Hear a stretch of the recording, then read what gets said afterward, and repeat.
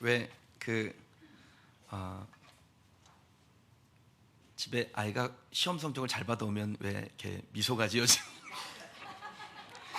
그런 느낌이라고 말씀드리고 싶습니다. 두 번째인데, 우리 교회 하나님께서 개척교회 면하게 하시려고 성가대 세워주셔서 두 번째 하나님 앞에 올려드린 찬양인데 얼마나 찬양이 정말 좋은지 모르겠습니다. 오늘 목적이 이끄는 교회라는 제목으로 함께 말씀 나누겠습니다. 좀 젊은 남녀가 뜨겁게 사랑을 하고 결혼을 해서 한 가정을 이루면 뭐가 생길까요? 다 이렇게 대답하실 줄 알았어요. 어저께 결혼한 우리 정재성 전쌤한테도 물어봤더니 아이가 생깁니다 딱 그러더라고요. 어떻게 합니까 그걸? 젊은 남녀가 뜨겁게 사랑을 하고 결혼을 해서 한 가정을 이루면 뭐가 생기겠습니까? 충돌이 생깁니다. 서로 생각하는 바가 맞지 않아서 스파크가 튑니다. 스파크를 튀겨가며 서로를 맞춰가면 좋은데 어떤 부분은 불꽃이 튀다가 아예 집을 홀라당 태우는 사람들도 있습니다. 결혼한 지 1년도 안 돼가지고 뭐 사네 못 사네 그런 거 뉴스에서 연예인들 뉴스 보셨죠? 그러면 왜 연예인들만 그러나? 그렇게 생각하시면 안 됩니다. 보통 사람들은 신문에 안 나서 얘기가 안 나오는 거고 그렇게 사는 사람들이 꽤 있습니다. 왜 그럴까요? 그 이유는 그 두 사람의 목적이 다르기 때문입니다. 만났긴 만났는데 하나 됐긴 하나가 됐는데 목적이 다르니까 불꽃이 튀는 거죠. 처음에는 좀 참아줬는데 시간이 지나면 어떻게 됩니까? 참아주질 못합니다. 불꽃 튀는 의견 교환이 막 일어납니다. 언성이 높아질 때도 있습니다. 여러분 이때가 진짜 중요한 때입니다. 서로의 의견 교환이 활발하게 일어나고 있는 시기에 목적을 잘 잡아야 돼요. 그래서 한 방향을 바라보며 하나가 돼서 갈 때 좋은 관계를 이루고 보람된 결과를 얻고 그리고 행복하게 되는 것입니다. 교회 안에도 역시 같은 원리가 있습니다. 성도들이 한 방향을 바라보고 한 비전을 추구할 때 좋은 관계, 보람 있는 결과, 행복한 교회 공동체를 이룰 수 있게 됩니다. 그렇지 않으면 여러분 교회도 충돌합니다. 싸우게 됩니다. 사실 뭐 우리 얘기 들어보면은 싸우는 교회가 또 꽤 있지 않습니까? 싸울 때 한쪽은 좋고 한쪽은 나쁠까요? 두 쪽이 싸우고 있는데 한쪽 사람들은 좋은 사람들이고 한쪽 사람들은 나쁜 사람들입니까? 저는 절대 그렇지 않습니다. 둘 다 좋은 사람들입니다. 둘 다 교회를 사랑하기 때문에 빚어진 일입니다. 다만 나누어진 사람들이 서로 추구하는 목적이 다른 것입니다. 다들 옳은 이야기를 하죠. 다들 교회를 사랑합니다. 그런데 같은 방향으로 가지 않으면 옳기 때문에 더 뜨겁게 싸우는 겁니다. 여러분 교회를 너무 사랑해서 싸우는데 결국 그 사랑하는 마음이 교회의 역동성을 훼손한다라는 것입니다. 간혹 교인들이 둘로 나뉘어서 싸우는 교회 이야기를 좀 들어보면요, 그들의 문제는 딱 하나입니다. 교회를 너무 사랑한다라는 거예요. 좀 덜 사랑했으면 덜 싸웠을 텐데. 근데 어떻게 사랑합니까? 자기 생각대로, 각자 자기 방식대로 교회를 사랑하기 때문에 충돌이 일어나게 되는 것입니다. 이거 포기할 수 있습니까? 내가 포기하면 교회가 잘못된 방향으로 가는데, 난 교회를 사랑하는 마음으로 지금 이걸 주장하는데 포기할 수 없죠. 그래서 끝까지 버티다가 끝장을 본 다음에 갈라서게 됩니다. 그럼 우리 교회도 이렇게 되지 말라는 법이 없죠. 그래서 교회는 항상 비전의 공유가 주기적으로 일어나야 됩니다. 우리 교회가 이제 3년 차로 들어갔습니다. 처음부터 교회를 설립할 때부터 함께 참여하신 분도 있고 중간에 계속해서 하나님께서 복음을 듣고 예수 그리스도 영접하고 이 공동체 안에 들어오신 분도 있고 또 다른 교회를 잘 다니시고 신앙생활 하시다가 하나님께서 인도하셔서 오신 분들도 있고 다양한 케이스의 성도들이 여기에 계속해서 모이시고 계십니다. 그러다 보니까 우리 교회가 어떻게 세워졌는지, 설립의 가치는 뭔지, 어떤 비전을 가지고 있는지를 잘 모르실 수 있죠. 또 설립 멤버로 참여하신 분들도 시간이 지나면 이게 가물가물해지는 거예요. 저도 늘 자신한테 우리 교회가 어떤 방향으로 가야 된다는 것을 스스로에게 다짐하지 않으면 저도 가물가물해질 수 있는 것입니다. 그럼 목사만 비전에 충만해서는 안 됩니다. 교인들이 목사와 같은 비전을 가지고 하나님께서 우리에게 보여주시는 한 방향을 달려가야 되죠. 모든 성도들이 같은 비전을 보고 같이 갈 때 화평하게 되고 진보가 있고 또 열매가 맺혀지게 되는 것입니다. 여러분이 비전을 갖는다는 것은 나쁜 것이 아닙니다. 그건 좋은 것이죠. 근데 공동체에 다른 비전을 가지고 있는 것은 굉장히 위험한 일입니다. 혹시 여러분에게 좋은 비전이 있습니까? 그렇다면 그 비전을 공유하시기 바랍니다. 그래서 이 비전의 연속성들이 만들어지고 공동체 전체가 유익하게 되는 일들이 일어나게 되기를 축복합니다. 교회가 추구하는 비전에 한 마음을 품고 마음을 열 때 여러분 자신에게도 유익이 있고 또 교회는, 공동체는 건강하게 세워지게 될 줄 믿습니다. 오늘 본문 3절에 보니까요, 평안에 매는 줄로 성령이 하나 되게 하신 것을 힘써서 지키라, 이렇게 말씀합니다. 여러분, 우리 할 일이 뭘까요? 한 성령 안에서 한 비전을 가지고 달려가 교회를 평안하게 하는 일을 하는 것입니다. 우리 교회가 그럼 추구하는 가치와 비전은 어떤 것일까요?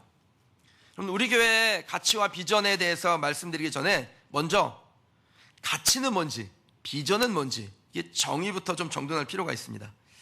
가치라는 것은요, 외부에서 들어오는 어떤 영향, 요인에 의해서 변하지 아니하고 계속해서 추구되어지는 것을 가치라고 합니다. 비전은 그 가치를 실행시키기 위해서 계속해서 발전하고 진보되어지는 것을 비전이라 그래요. 예를 하나 좀 들어볼게요. 우리는 어디서나 언제나 하나님을 예배한다. 이거 가치입니까? 비전입니까? 3차 대전이 일어나도 이거 변하면 안 되는 거죠. 그럼 뭡니까 이게? 그걸 가치라 그래요. 변화될 수 없는 것이죠. 어떤 상황에서도 변치 않는 명제, 이것이 바로 가치입니다. 그러면요, 우리는 거듭난 1000명의 예배자를 통해서 예배의 정신을 안산 지역에 전파한다. 이건 가치겠습니까? 비전이겠습니까? 이건 비전이죠. 여러분, 우리가 안산에만 머물진 않을지도 있잖아요. 시흥에 갈 수도 있고 뭐 어디 다른 데로 옮길 수 있지 않습니까? 그리고 우리가 꼭 1000명만 모여서 예배하는 건 아니잖아요. 하나님께서 우리에게 주신 계획에 따라 우리는 좀 더 발전할 수도 있고 또 축소할 수도 있고 다양하게 변화되죠. 그래서 비전은 그 가치를 실행하기 위해서 변화되는 것입니다. 예를 하나 더 들어볼게요. 우리는 하나님 나라의 복음을 열방에 증거한다. 가치겠습니까? 비전이겠습니까? 이런 걸 가치라 그러는 거예요. 우리가 가난해지건 부유해지건 건강하건 몸이 아프건 간에 절대 포기할 수 없는 변하지 않은 명제를 가치라고 합니다. 그럼 이건 어떻습니까? 우리는 추수감사절 헌금 전액을 하나님께 드려 억압받는 소수민족을 위한 교회를 세우고 복음을 확산시킨다. 이건 비전인 거예요. 그래서 우리는 이 비전에 따라서 지금 레디컬을 하고 있는 것이죠. 우리가 꼭 중국의 소수민족들에게만 복음을 전하고 그들을 섬기고 돕는 것은 아닙니다. 하나님은 언제든지 우리에게 새로운 눈을 열어주셔서 새로운 세상을 보게 하실 겁니다. 그러므로 비전은 가치를 실현해 나가는 길과 같습니다. 그래서 비전은 상황과 여건에 따라서 종종 변하기도 하고 가치를 위하여 발전되고 보완되기도 합니다. 어떤 분이 목사님 왜 비전이 자꾸 변하세요? 그런 얘기를 하는데 그건 당연한 거예요. 비전은 원래 변하는 거예요. 길과 같은 것입니다. 가치를 실현하기 위해서 A라는 길로 가다가 B라는 더 좋은 길을 발견하면 그 B라는 길로 옮겨서 가는 것이죠. 그러니까 만약에 비전이 바뀌지 않는다, 비전이 변화되지 않는다라면은 이유는 딱 하나입니다. 가치가 실현되지 않고 있는 겁니다. 가치가 실현되지 않으면 비전이 변화되지 않습니다. 가치를 실현하는 동안에 계속해서 비전은 확장되어지고 그리고 발전되고 보완되는 것입니다. 그럼 우리 교회의 가치는 무엇일까요? 우리 교회는 어떤 가치로 세워진 것입니까? 첫 번째, 우리 교회는 하나님을 예배한다. 이 가치에 세워져 있습니다. 하나님을 예배하는 것은 진짜 3차 대전이 일어나도 변하지 아니하는 그만둘 일이 아닌 것입니다. 우리 주님 오실 그날까지 하나님을 예배할 의무가 저와 여러분들에게 있는 줄 믿습니다. 이사야서 43장 21절에 보면요, 이 백성은 내가 나를 위하여 지었나니 나를 찬송하게 하려 함이니라. 아멘.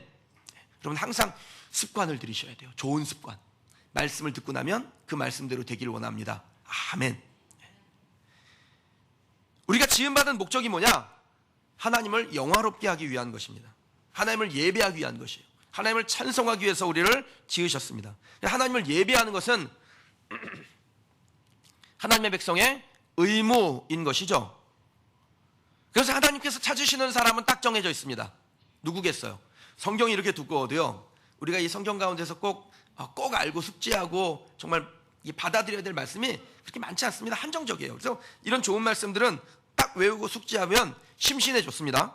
요한복음 4장 23절에 보면 하나님께 참되게 예배하는 자들은 영과 진리로 예배할 때가 오나니 곧 이때라 아버지께서는 예배하는 자들을 찾으시느니라. 여러분, 하나님은 예배하는 사람 찾고 있습니다. 하나님은 예배하는 교회를 찾는 줄 믿습니다. 그러므로 우리는 예배하는 사람이 되어야 되는 것이죠. 언제, 어디서나, 어떠한 상황에서나 우리가 하나님을 예배하는 것, 그것이 우리의 삶의 가장 분명한 가치로 머물러 있어야 되는 것입니다. 이게 성도의 가치입니다. 음악이 끝내주면 하나님을 예배하고 찬양하고 은혜 좀 받고 뭐 이렇게 자꾸 반주도 틀리고 막 이러면 오늘 왠지 은혜가 안 돼. 이러면 이 사람은 예배의 가치를 제대로 실현하고 있는 거예요? 못하고 있는 거예요? 못하고 있는 것입니다. 오늘 성가단 잘 들으세요. 아주 잘하셨어요. 최선의 것으로 최상의 하나님에게 드리는 것, 그 중요한 겁니다. 예배 그렇게 하시면 됩니다. 그런데 때로는 반주가 틀릴 때도 있어요. 때로는 지휘가 틀릴 때도 있어요. 때로는 목소리가 이상해질 때도 있습니다. 그럼 그럴 때도 흔들리지 아니하고 나는 하나님을 예배하는 자리에 서 있다. 여러분, 이 마음을 갖는 우리 성가단이 되시길 주님의 이름으로 축원합니다. 제가 성가단을 놓고 그렇게 기도하고 있습니다.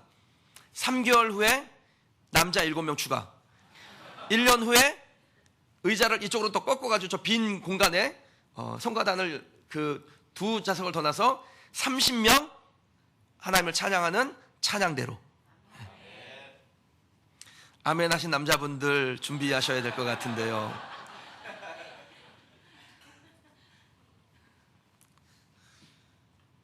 여러분, 우리는 스스로에게 자주 질문하셔야 됩니다. 우리는 하나님을 예배하고 있는가?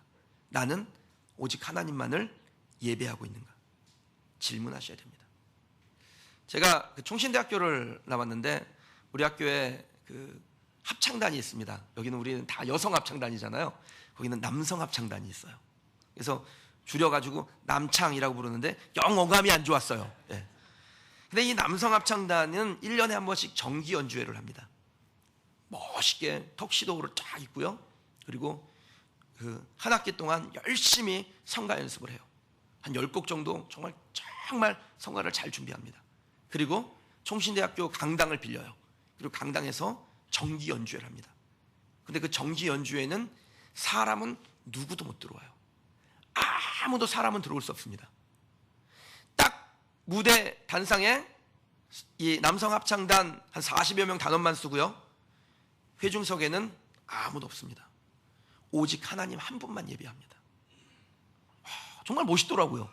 그렇게 열심히 6개월가량을 준비해서 성가곡을 잘 준비해서 이 성가를 받으실 우리의 유일한 찬양의 대상 오직 하나님 한 분에게만 우리는 예배한다. 이 가치를 그대로 실현하는 거예요. 그러니까 여기저기서 교회에서 초청하면은 공연은 하는데 정기 연주회는 오직 하나님 한 분만을 대상으로 연주회를 해요. 멋있지 않습니까, 여러분? 저를 한번 따라 하시죠. 우리는 언제나 전우주의 창조자이신 하나님만을 예배한다. 여러분, 이 예배 가치가 절대로 흔들리지 아니하는 우리 교회 되기를 주님의 이름으로 축원합니다. 우리 교회 두 번째 가치는 성도의 그리스도적 사랑입니다. 우리는 예수 그리스도의 사랑으로 하나님의 자녀가 됐습니다. 원래는 아니었습니다. 우리는 원래 멸망받아 지옥불에 던져져서 땔감으로 쓰이기에나 딱 적합한 사람들인데 예수 그리스도의 피 흘리심으로 죄 사함 받고 하나님의 자녀요 성도가 된 것입니다. 그리고 우리를 자녀 삼으신 하나님은 우리에게 그 하나님의 사랑을 보여주셨듯 우리에게도 하나님의 사랑을 서로에게 보여주기를 원하신다라는 거예요. 그래서 이것이 우리에게 보여주시는 하나님의 요구된 가치라는 겁니다. 요한일서 4장 8절에 보면요, 사랑하지 아니한 자는 하나님을 알지 못하나니 이는 하나님은 뭐라고요? 사랑이심이라. 아멘. 여러분, 하나님은 사랑이기 때문에 그 하나님의 그 사랑의 DNA, 그 DNA를 유산으로 물려받은 자녀들, 하나님의 자녀들은 당연히 사랑해야 되는 것입니다. 좋을 때는 사랑하는데 감정이 상하고 나쁠 때는 아니다. 그렇다면 우리는 가치를 제대로 실현시키지 못하고 있는 것입니다.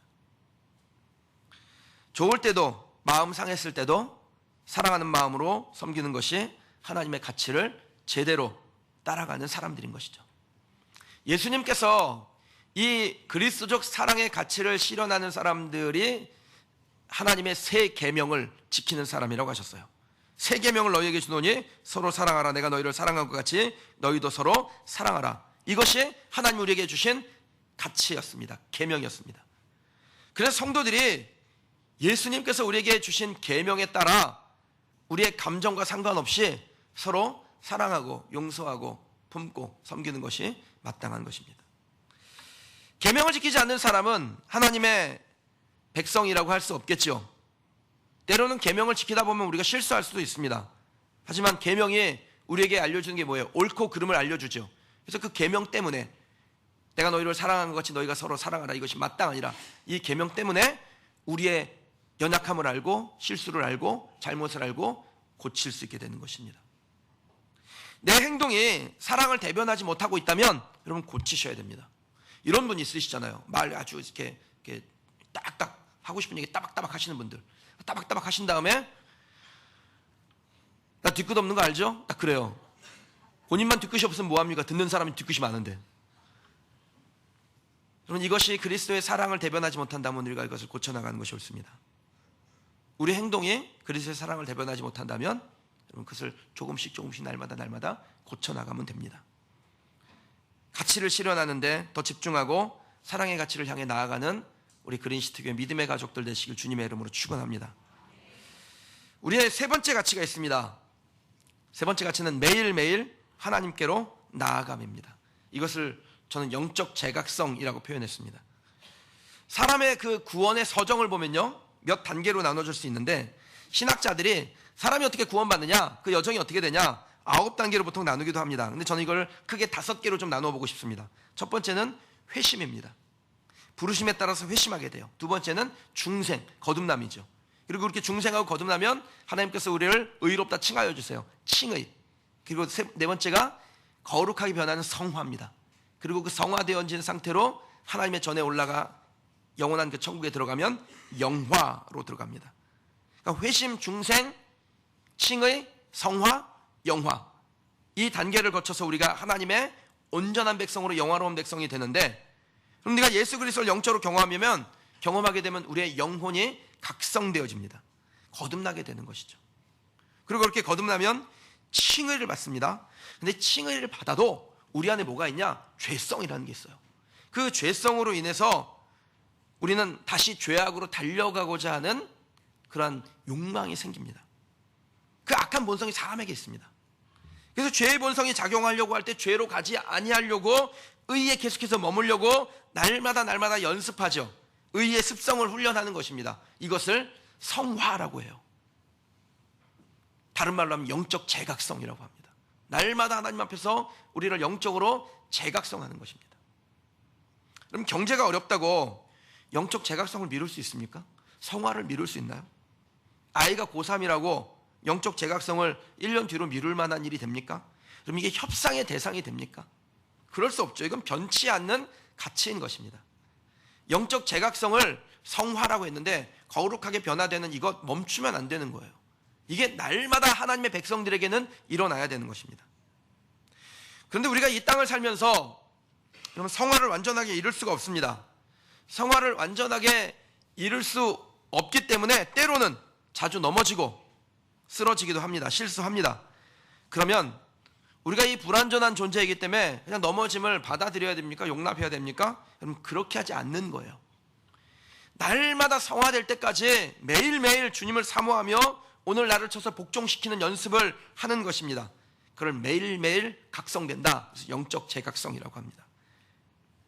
우리가 죽으면 이 완전 성화의 단계로 들어가게 될 겁니다. 영화로운 단계로 들어가게 됩니다. 근데 그 전까지는 영적 제각성하는 것입니다. 사랑하는 성도 여러분, 영적 제각성하는 성도들 되시길 주님의 이름으로 축원합니다. 실수할 수 있습니다. 그러나 오늘 다시 일어나는 것입니다. 그래서 영적으로 각성돼서 하나님 앞에 날마다 한 걸음 한 걸음 나아가는 성도, 그 성도가 바로 하나님께서 주신 가치를 제대로 실현하는 성도입니다. 우리 교회가 주신 네 번째 가치가 있습니다. 네 번째는 영적 유산의 전수입니다. 하나님께서 이스라엘 백성들에게 신명기 말씀을 주셨습니다. 이 말씀은 이스라엘 백성들이 가나안에 들어가기 전에 그 광야에서 앞으로 가나안에 들어가게 되면 어떻게 살아야 한다라는 것을 알려주신 말씀인데, 그 말씀 신명기의 핵심 사상을 뭐라고 하냐면 쉐마라고 해요. 들으라라는 뜻입니다. 이 신명기 6장 4절에서 9절까지 말씀에 보면 쉐마의 말씀이 있는데, 이스라엘아 들으라, 우리 하나님 여호와는 오직 유일한 여호와시니 너는 마음을 다하고 뜻을 다하고 힘을 다하여 내 하나님 여호와를 사랑하라. 오늘 내가 내게 명하는 이 말씀을 너는 마음에 새기고 내 자녀에게 부지런히 가르치며 집에 앉았을 때든지 길을 갈 때든지 누워있을 때든지 일어날 때든지 이 말씀을 강론할 것이며, 너는 또 그것을 내 손목에 매어 기호를 삼으며 내 미간에 붙여 표로 삼고 또 내 집 문설주와 바깥문에 기록할 지니라. 아멘. 이게 쉐마요. 그럼 이 말씀이 요즘 현대를 사는 저와 여러분들에게 주신 말씀으로 바꾼다면 어떻게 되겠습니까? 들으라, 그린시티교회 성도들아, 오직 하나님 여호와는 유일한 하나님이시니 너는 마음을 다하고 뜻을 다하고 힘을 다하여 내 하나님을 사랑하라. 오늘 내가 내게 명하는 이 말씀을 너는 마음의 심령의 신비에 각인하여 새기고 내 자녀들에게 부지런히 가르칠 때 소파에 앉아있든지 자녀를 학교에 배웅할 때든지 잠자리에 들 때든지 그 자녀를 깨울 때든지 이 말씀을 가르쳐 줄 것이며, 또 그것을 내 자동차에 기호로 달고 너희 집 현관에 액자로 만들어 붙이고 내 스마트폰의 바탕화면에 여호와를 사랑하는 문구를 새기고 자녀들에게 그것을 가르치라. 이게 쉐마예요. 여러분, 이렇게 하시면 되는 거예요. 쉐마의 말씀 안에 담긴 명령은 후대에 전수하라 라는 것입니다. 만약에 하나님이 이 쉐마를 단지 한 개인의 영적인 지침으로 주셨다면 굳이 무슨 손목에 매달고 미간에 붙이고 문설주 바깥문에 붙이고 이건 뭐 하라고 하셨겠습니까? 내 마음에 새기고 나만 똑바로 하나님 앞에 살면 되는 것이지. 하나님이 원하시는 게 뭐예요? 후대에게, 후손에게 전수하라는 것입니다. 아버지는 훌륭한데, 어머니는 훌륭한데 자식대에서 남긴 유산을 다 말아먹는 사람들의 특징이 뭐예요? 전수가 제대로 안 됩니다. 전수가 제대로 안 되면 그렇게 됩니다. 전수가 제대로 돼야 유산이 지켜집니다. 오래 가는 것입니다. 그럼 기업 중에 이렇게 사랑받고 존경받는 기업이 있고 이렇게 비난받는 기업들이 있잖아요. 근데 지금까지 우리나라의 기업들 중에서 그렇게 존경받는 기업이 몇 개가 없는데 존경받는 기업 중에 하나가 있습니다. 유한양행이라는 회사입니다. 유한킴벌리 들어보셨죠? 유한킴벌리는 유한양행하고 킴벌리하고 합쳐서 만든 회사고요. 원래 유한양행이라는 회사가 있어요. 그 유한양행이라는 회사의 창업자가 누구냐면 유일한 박사입니다.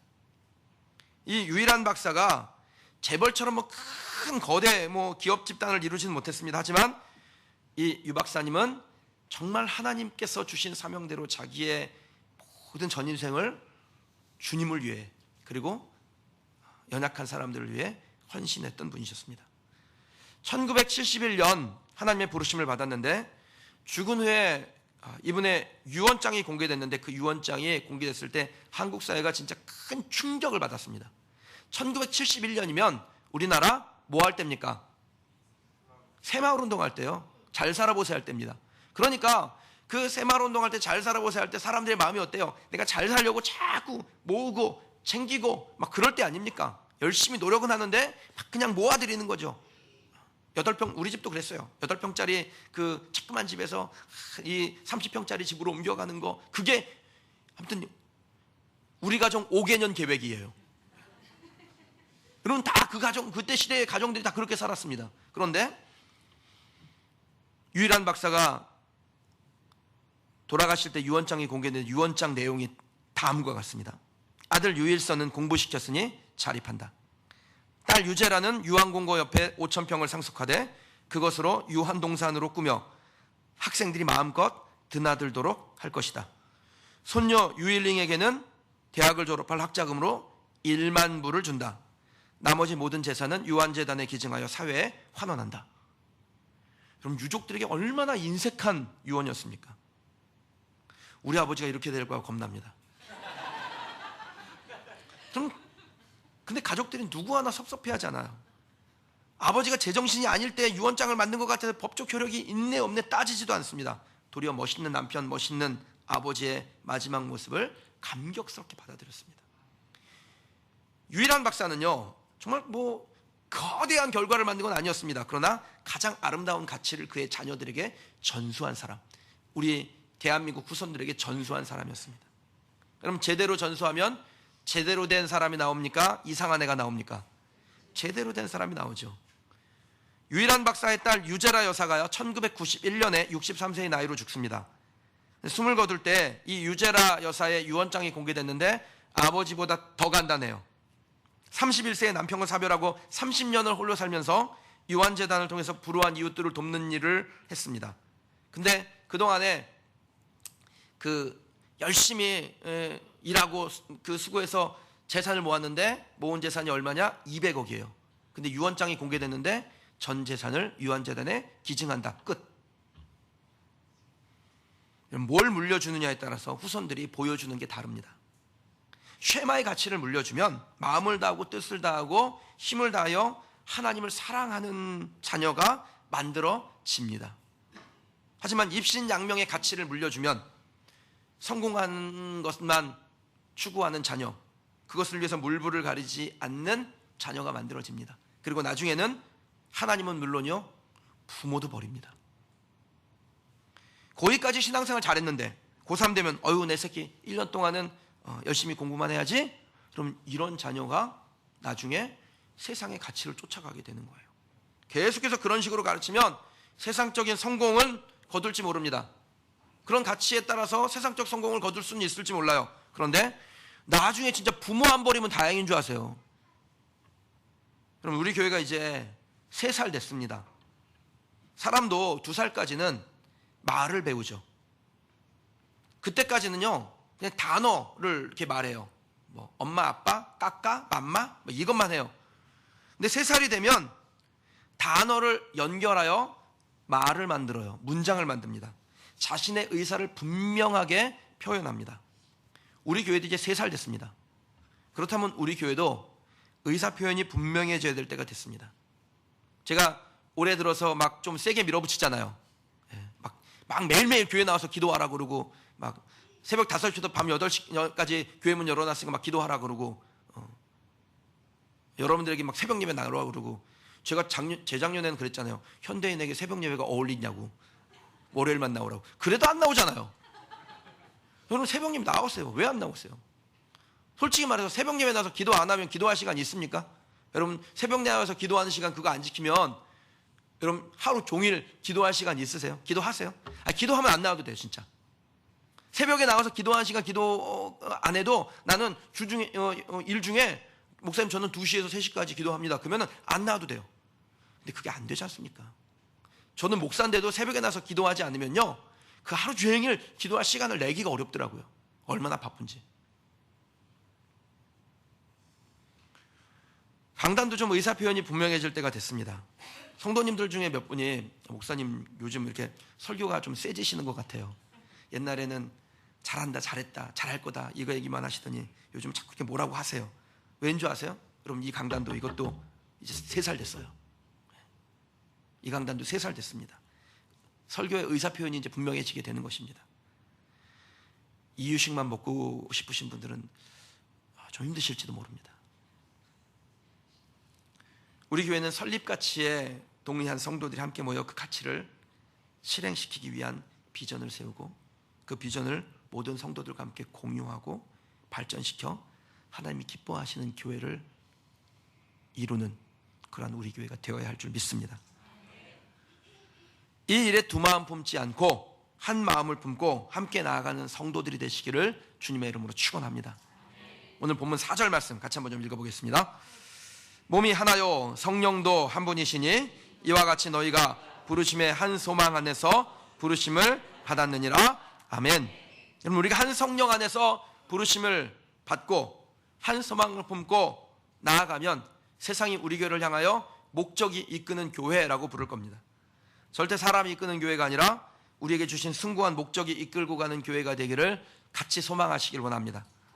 시간이 지나고 나면요, 하나님께서 우리에게 주신 그 가치에 따라, 그 가치를 지켜 부르심에 따라 순종한, 따라간 우리들을 향하여, 그 비전에 헌신한 성도들을 향하여 하나님께서 복 주시고 복 주실 줄 믿습니다. 이제 그 겨울이 지나고 새봄이 되면 우리 교회가 새봄 신방 하지요. 이번 새봄 신방은 여러분 의무적으로 받지 않으셔도 됩니다. 작년까지는 막 안 받는다 그래도 억지로 받으라고 막 그래가지고 받았는데, 여러분 이번 새봄 신방은 정말 사모하는 분들이 받으세요. 새봄 신방에 제가 우리 성도들에게 선물을 드리려고 해요. 제가 작년에 드린 선물 잘 키우고 계십니까? 네. 그건 잘 안 죽는 거예요. 원래 여러분이 실력이 좋아서가 아니라 걔는 원래 잘 안 죽는 거예요. 스투키. 네. 여러분 새봄에는 여러분에게 제가 동행과 형통이라는 축복의 말씀과 함께 지금 서예 작가에게 의뢰해서 형통, 여호와를 경외하며 그의 길을 걷는 자마다 복이 있도다. 내가 내 손이 수고한 대로 먹을 것이라. 내가 복되고 형통하리로다. 시편 128편 1절 2절 말씀, 이 액자와 동행, 내가 내게 명령한 것이 아니냐? 강하고 담대하라. 두려워하지 말며 놀라지 말라. 내가 어디로 가든지 내 하나님 여호와가 너와 함께 하느니라 하시니라. 여호수아서 1장 9절 말씀. 이 액자 두 개를 취향에 맞게 오크로 받을 거냐 화이트로 받을 거냐 결정하시겠어. 신방받을 그 액자를 함께 말씀과 받도록 하려고 합니다. 저는 2달 동안 신방을 받든 안 받든 여러분의 가정, 여러분의 가족들의 이름을 불러가며 기도할 겁니다. 하나님, 우리 성도들의 가정이 하나님과 동행하게 하시고 하나님 주시는 형통이 있게 하여 주옵소서. 우리 교회에게 주신 가치를 함께 지키며 하나님 주신 비전에 함께 한마음 품고 공유하고 그 비전에 순종하는 성도들에게 하나님께서 동행하여 주시고 그들의 삶을, 여러분의 삶을 형통으로 이끄실 줄 믿습니다. 주신 말씀 놓고 함께 한번 기도하는 시간 갖겠습니다.